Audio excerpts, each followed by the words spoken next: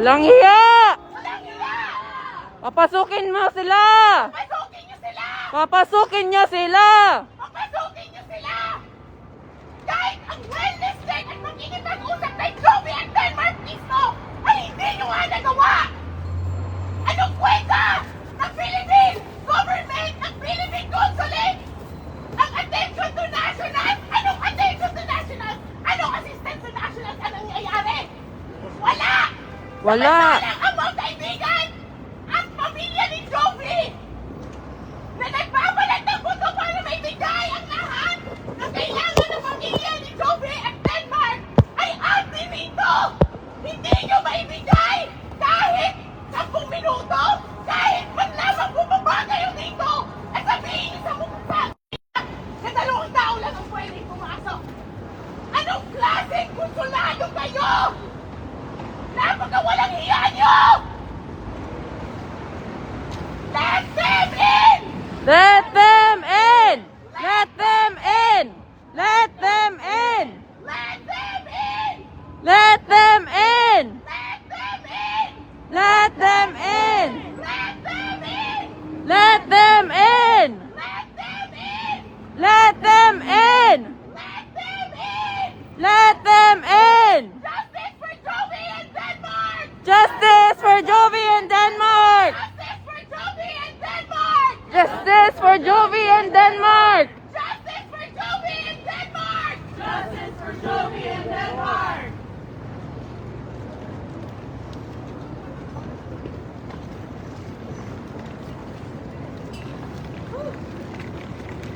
Baka pwede nyo na lang siguro habang nag-aantay tayo at hindi naman natin masayang ang ating oras.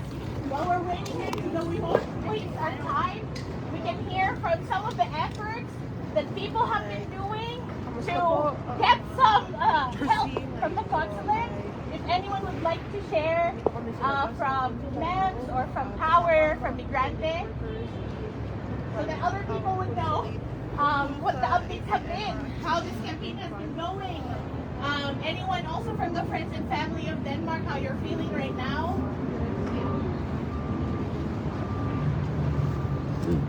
Hi everyone, good morning. Magandang umaga. Ako si Jackie Mariano. I'm the Executive Director of MEMS, the Mission to End Modern Slavery. We heard about Dhenmark and Jovi's case through our community, our board members, and because we always respond to migrant workers in need, we reached out to families and friends and told you need to go them that Hindi ka pala. Hindi Hindi ka pala. a I need to resource called finish the it. Assistance to Nationals Fund, which they claim on their website and in public statements is a special fund that is dispersed to migrants, Filipino nationals who are in need of help, whether they're dealing with some sort of immigration issue, a legal issue, any type of workplace abuse, or other. That's one of the check boxes at the end. So it's a really broad definition for what kind of distress that Filipino workers can be facing that they can avail of Assistance to Nationals Fund. Unfortunately, this Assistance to Nationals Fund application process is very slow, very unclear. We only obtained a copy of the Assistance to Nationals Fund application through previous advocacy we were doing with another group of trafficking survivors who were also seeking Assistance to Nationals Fund. We reached out to the Philippine consulate here in New York, who sent our email to the embassy, who then sent their email back to the consulate. So it was clear to us that the embassy and the consulate are not even on the same page themselves about the process by which Filipino nationals can avail of this fund.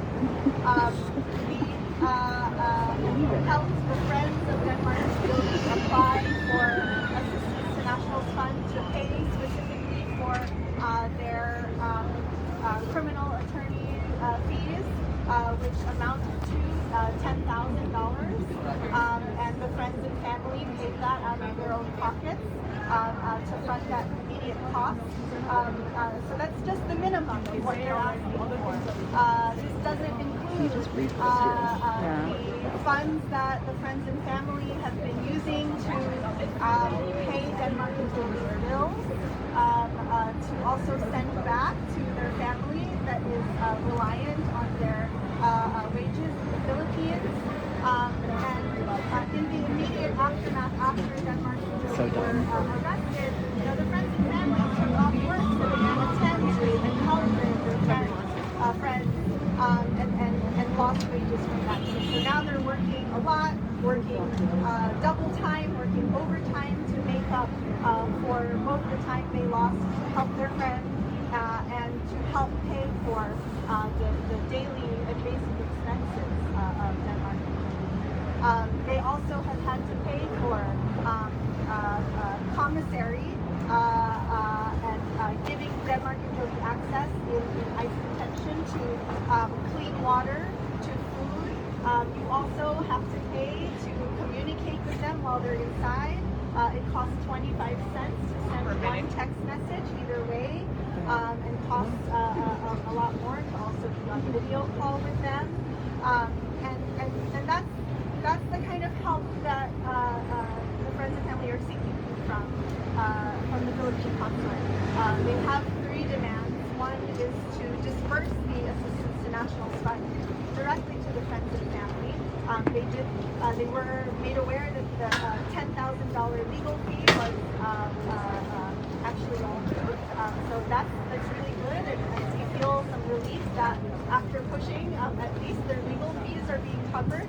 But it's unclear how those funds will actually make it back to the friends and family. The Philippine consulate said they'll arrange with ICE to get the money directly to Denmark and Jovi. And our response is that that's not a very good process. Denmark and Jovi are in detention currently, and we also don't trust ICE to help Denmark and Jovi. It is very unhelpful already when we're trying to make sure that they make it to their criminal hearing in New Jersey. Their other demand is for the consulate to do a wellness check, visit them in person in detention, in Rhode Island and New Hampshire, the detention centers that they're in, because as consular staff, they have the privilege of seeing their nationals in detention. So we want them to see for themselves what are the conditions that Denmark and Jovi are in detention. A little bit blacker up, so. Sure thing. And ensuring that they have